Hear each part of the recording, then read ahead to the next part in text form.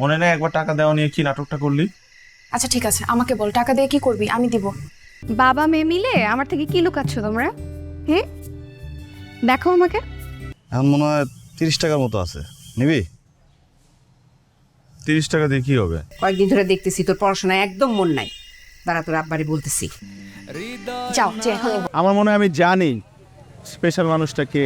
আরে রূপা না, আছে অন্য কেউ।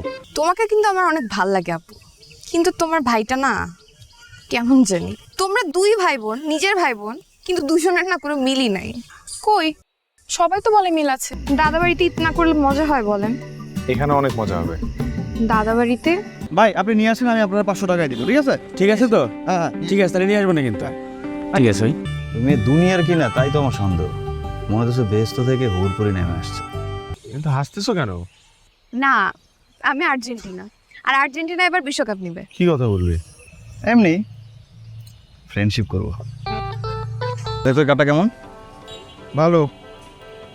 টাইম নিবি? কারের দোকান আসছে তো কাঠ কেনার জন্য। মা মোম দিয়ে যাও না। আরে আসতেছি রে বাবা। আপনি ব্রাজিলের সাপোর্টার, আর ব্রাজিলের সাপোর্টাররা কেমন হয় এটা আমি জানি না। ওরা কখন আর্জেন্টিনার ভালো চায়।